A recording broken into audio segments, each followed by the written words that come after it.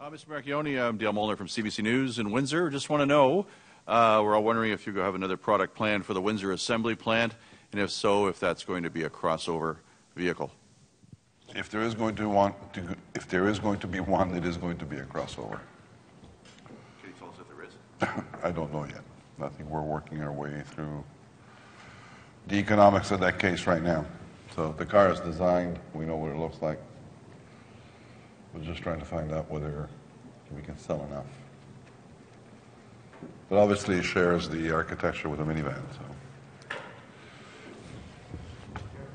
So we'll let you know as soon as we find out. We're still busy trying to launch the minivan now. Let's not worry about a second car. Jerry Anderson, WTOL in Toledo. Hello. How are you? I'm doing very well. And yourself? I'm quite well, thank you, sir. Are there any circumstances under which the next generation Wrangler will be built in Toledo? Could, you mean? Are there any circumstances? Under which this vehicle, the next generation Wrangler, will be built in Toledo? Could be built in Toledo. The short answer to your question is that if the economic differences that we're facing between the alternative production location in Toledo were to go away, then I think we would find no reason not to continue to produce the Wrangler in Toledo. But there are significant differences in the capital costs required by a Toledo allocation of the car, which is really the fundamental reason. I made the comment earlier with the press. There was somebody from Toledo who asked me how I viewed this issue. I think it's, well, last year we sold 1,017,019 Jeeps. Over half of them were produced by the workforce in Toledo. And they've consistently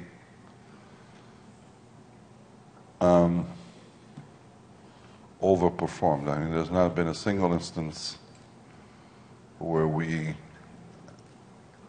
have made demands for additional production out of Toledo that went unmet. So they've twisted into a pretzel, working holidays, working shutdown periods to try and get us there. And I think this organization owes them a lot. I think I understand this issue. That's why even if in the event that the Wrangler were not to go to Toledo, we would find alternative products for them to produce. So it's not an issue that will impact headcount or the future livelihood of our people. But the Wrangler issue is a very painful issue because the amount of money involved here, the differences are large. And it doesn't matter what I do, it's almost impossible. I know it's impossible for me alone to make it go away. And they're large. They cannot be ignored. So we'd have to find a solution that somehow alleviates the cost burden of that plant in some fashion going forward. And I don't, it certainly cannot, and I can tell you that now, it cannot come out of the wage structure of our people in Toledo. So I would never ask for a concession from them on this issue, ever. And I think it's unfair. So it has to come from other parts of the infrastructure, whether it's the city or the state, but we would have to find ways in which we could make up that difference. It may take a long time to make up that difference, but we would have to have the confirmation of the fact that for a prolonged period of time, the cost structure of Toledo will be substantially lower than it is anywhere else. So since it can't come out of labor and it can't come out of the car because the car is what it is, then it has to come from the surroundings, whatever that may be, whether it's the city or the state. But we'd have to find concessions. We'd have to find a package of economic incentives that will make the issue go away. And I'm not trying to throw the ball into somebody else's yard here and saying, look, it's your problem, you need to come up with the answer. I've been as open as I can possibly be with both the mayor and the governor on this issue. And I'm going to meet him again, hopefully in the next 30 days. But, and I'll make the point known to them. But I think it is important that we recognize that there's a limit to the amount of economic inefficiency that the FCA or Fiat Chrysler can endure in connection with this investment. It's not a reflection on Toledo. It's just that it's a consequence of a set of choices that were made a long time ago in connection with the production of the current Wrangler. Right? I mean, there's a supplier park that operates around the plant. There were technical choices that were made in connection with that architecture, the way in which the car is assembled, painted. And so we're wearing the results of those choices. To make those choices irrelevant going forward, it's going to require money. And so we're really at the end of an economic discussion. I mean, we need to make that problem go away. If we can't, I think we need to look at a world outside of Wrangler, whatever that is. But having said this, I have every intention of turning myself into a pretzel to try and make the problem go away. But as I get older, I get less capable of turning myself into a pretzel. I suffer the pain a lot more than I would have when I was 30.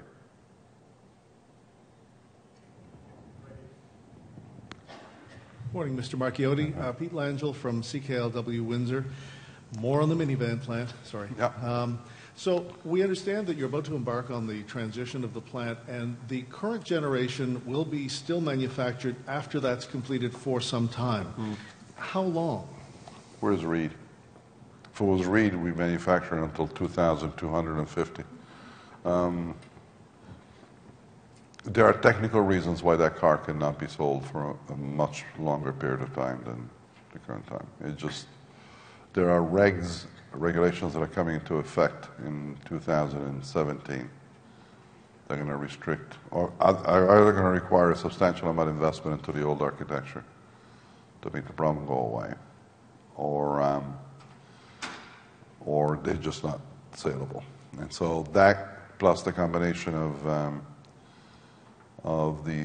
some of the inherent inefficiency of the architecture and the powertrain will make the car just not square the number. So we'll try and keep it alive as long as we can. Do you have a final design for the next generation? Oh, it's done, yes. We're tooling up now. I mean, it's just the horse left the barn. I mean, the car is... There are bodies that are meandering around Auburn Hills out of the pilot plant. It's just the carcasses are visible. So when will we see it? You'll see it at the show on January 16th.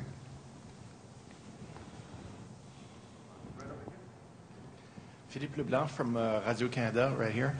Still about Windsor, it doesn't seem very reassuring to the people of Windsor. How important is this plant going forward for FCA? $2 billion worth of relevance. I don't know whether, maybe it's inconsequential money to you, but we have put in $2 billion between engineering and development and plant infrastructure to build this van. I think it's the single largest Canadian investment that's been made in the auto sector in the last 10 years. Is it reassuring now?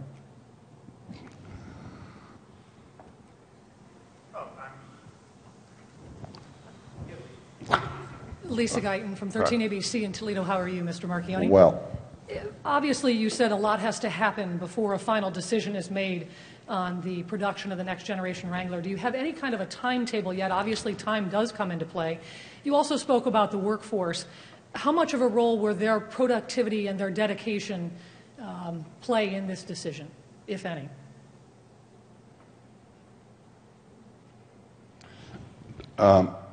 The car is due out in 17. So if you work your dates back from that date, you're going to have to call the marker within the second quarter of this year. You can't wait any longer.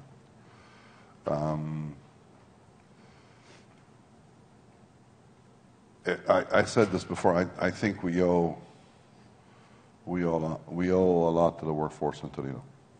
I've been public on this before. I reiterate the point. I know that they've done exceptional things to make that car what it is today. Yeah, it's going to play a role. Sure it is. But the number is so large that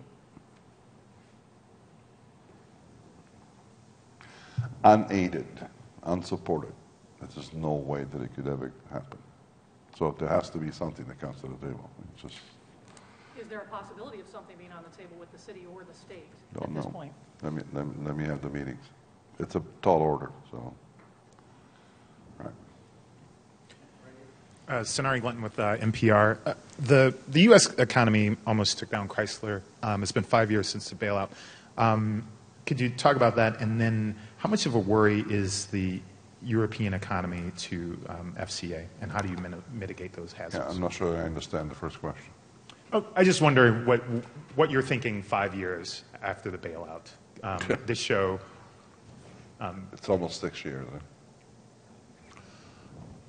June 10th this year will be the 6th year. Look, a lot has happened. I think all the prognostications that people had in place back in 2009 about the recovery of the auto industry have proved right. It was an intervention that has a good outcome. I mean, people can spend time and determine how much did the bailout ultimately cost taxpayers. The reality is that when you come into the show today and you compare it to what we saw in January of 2009 or even January of 10, you are looking at two completely different worlds. Right? You've got an industry which is in relatively decent shape. I mean, all of us are making some money making cars. The question is whether we're making enough. But nobody's talking about restructuring of the industry. Nobody's talking about taking capacity down. I think we have seen incredibly disciplined behavior in the marketplace by all the players, not just the Detroit Three.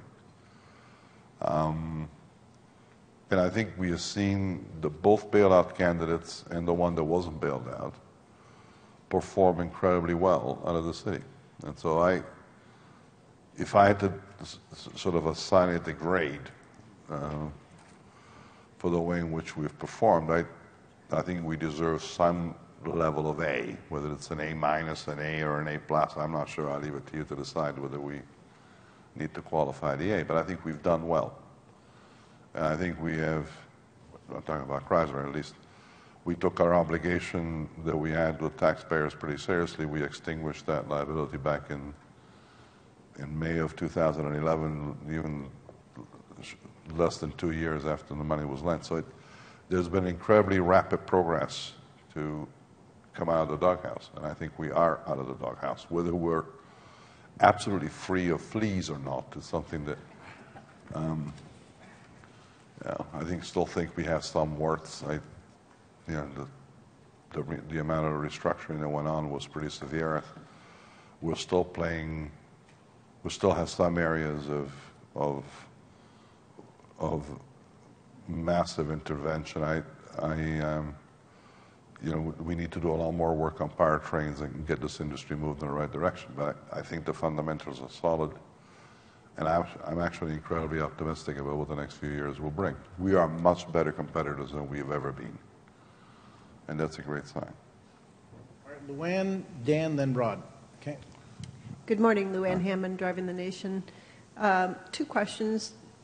Which manufacturing plants currently make aluminum vehicles? And even if the city of Toledo bought up all the land around your plant and made another plant, would you not consider making it there? You offered a lot. If you bought all the land and you built the plant, if you did that, that would make the problem go away, a big chunk of it. You'd have to buy all the land and build the plant.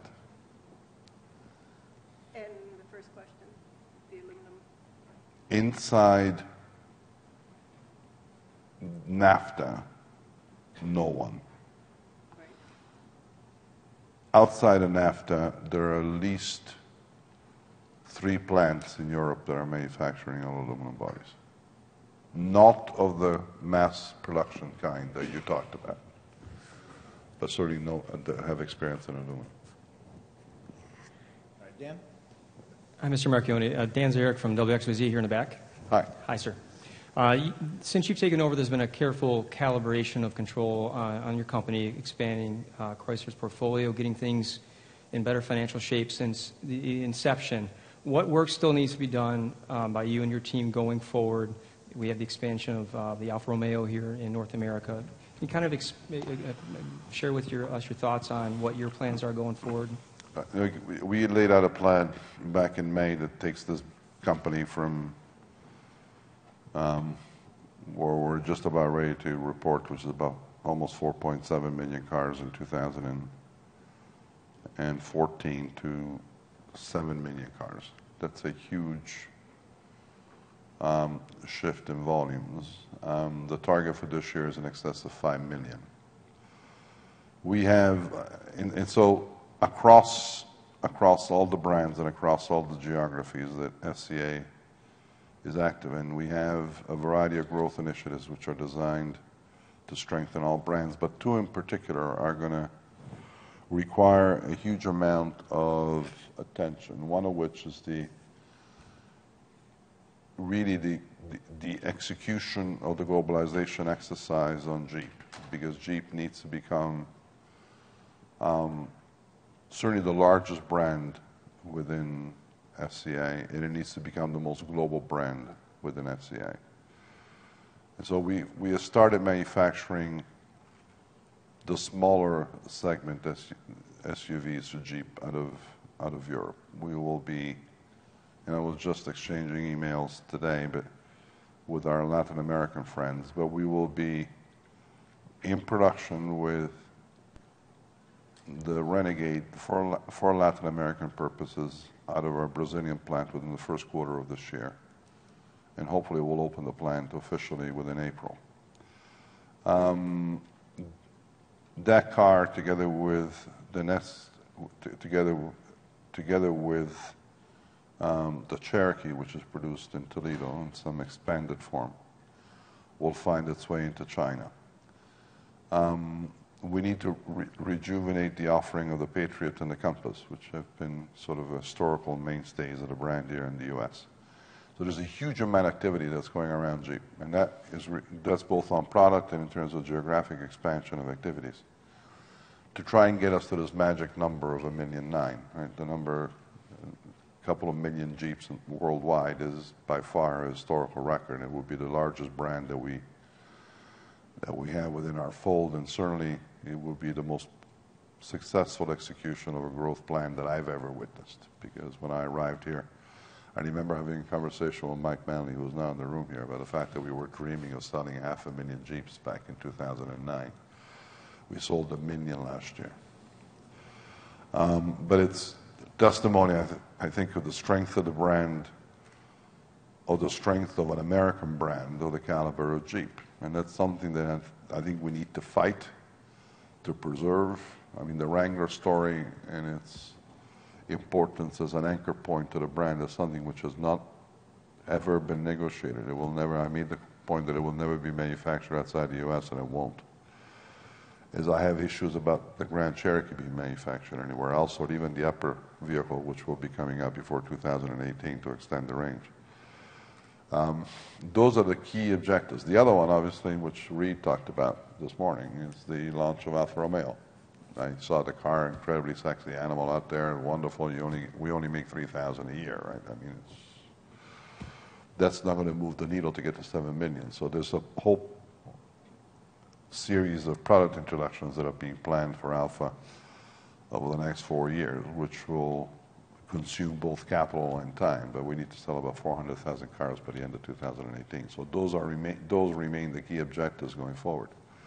Having said this, there's a relatively large work order around every other one of the brands, which we don't talk about because the other ones are sexier. But there's a lot of work that needs to be done in connection with Ram, the universalization of Chrysler is really as the mass market brand here, and the completion of the work that has been started on Dodge to turn it into the sports car end of our offering in the aftermarket. So all these things are, these are all the pots that are brewing right now. I think we can't burn any. Huge amount of attention to detail and to execution. The plan is laid out. We're not going to change it. Right here. Sergio, hi. Carol Massar at Bloomberg Radio. 2 questions, if I may. Oil and gasoline prices. Do you see this as very temporary or having kind of any lasting impact on strategy at your firm in terms of development? Secondly, Ferrari and the IPO and building that into a bigger brand. There's been talk of hotels and clubs. I'm just curious what your expectations are for that. On the first issue, I think the relevance of oil, I think oil prices become very negative for us when you start talking about insane numbers. Like if you start talking about $10 to $15 a gallon oil, we start getting very, very concerned, and you'll see incredibly apoplectic reactions by most car makers to a reality like that. I think people have overestimated the impact of cheap oil on the current development of the portfolio, because what is really driving portfolio development in the U.S. now is compliance with regulatory standards in terms of CO2, emissions. So as much as I think the public is naturally favoring the larger vehicles because of the fact that gas is cheap, or relatively cheap, we have an obligation to try and bring technology to allow that portion of the fleet to continue to comply with EPA requirements. It is the consequence of all this is that if effectively these oil prices continue at these levels, and we continue to favor the larger vehicles in the fleet, we're going to end up pushing technology into these vehicles to make them compliant at a much faster rate than any of us had thought. If that effectively happens, it will shift the economics of the vehicles because they'll become more expensive. Do you think that will happen? So, I've never been a good forecaster of oil prices, and I shouldn't start now at my age. It's possible, but I think we're ready to comply. The only thing we really need to find out is, I think if you asked all the other car makers in this venue here, I think they'll all tell you they'll be able to play. So whatever happens, we'll play. And Ferrari? Before I start giving you specifics, as we start doing clubs and hotels and stuff, I think that there's a piece of the luxury brand story that needs to be filled out. I caution people from extrapolating too much from this luxury goods story into what I consider to be a very democratic distribution of Ferrari into the marketplace. What has made Ferrari unique, apart from its history, which is unrivaled, I mean, it just in the automotive space, is the fact that it's maintained its emphasis on exclusivity right throughout its life. Certainly since I've been involved with the business since 2004, we have, even at the time of the crisis in 2007 and 2008, we have shown incredible restraint in terms of reducing production volumes to ensure that we would not sell one more car than the market demanded. And so when the U.S. market effectively dried up as a result of the financial crisis, we choked the numbers right back. And we are now obviously at the other end of the spectrum because the markets are coming back and there's additional appetite for that price class of vehicles. But we need to be very careful that we don't create too much of a democratic view of Ferrari. Ferrari needs to continue to be an aspirational, exclusive brand, and everything that it does, and it will extend beyond cars, needs to be faithful to those criteria. So a very careful development of the brand that reflects the exclusive nature of its offerings. We'll take the 2 in the back and then up front. Okay, go ahead, Betty.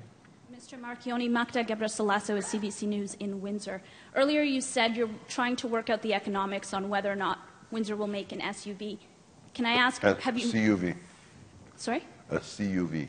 Yes. Have you restarted talks with the federal and provincial governments after pulling out last year? No. So what will it take for Windsor to make that car, that vehicle? Favorable economics in terms of demand,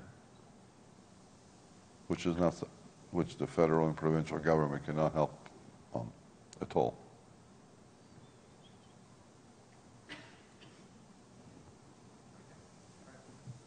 Ready? Right next to you. Right there. Okay. My question was along the same lines. Christy Bazaire from CTV Windsor.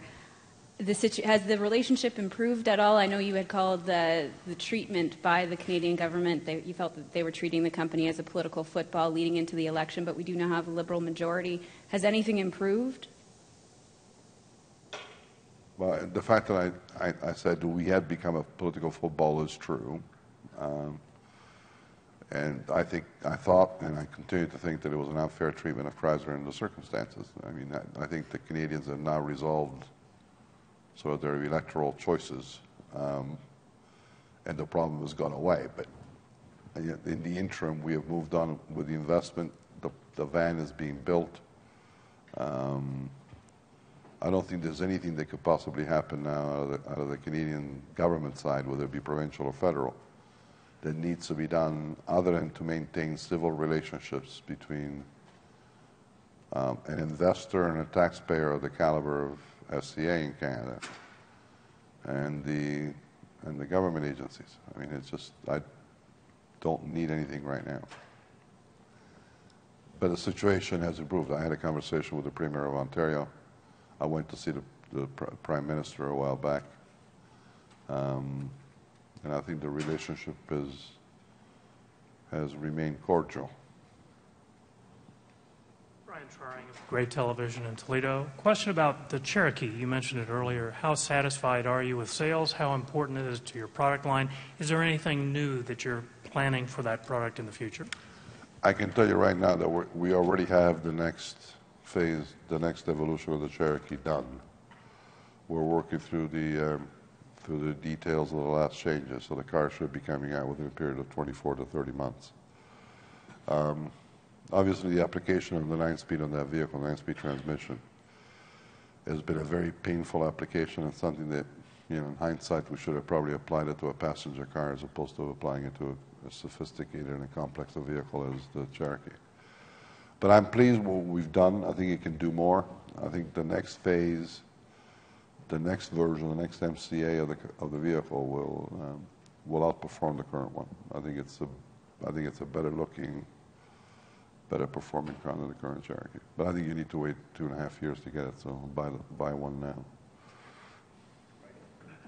Michael McKee from Bloomberg. I want to go back to what you said just a few moments ago about not being any more optimistic than you've ever been, and contrast that or put that in context with what you said this morning about the need for consolidation. Is the industry in good shape now and you're worried about the future?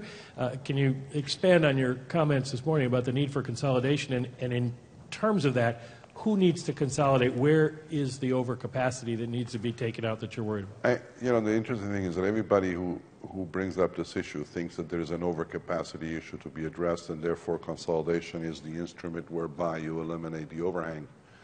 The problem is not the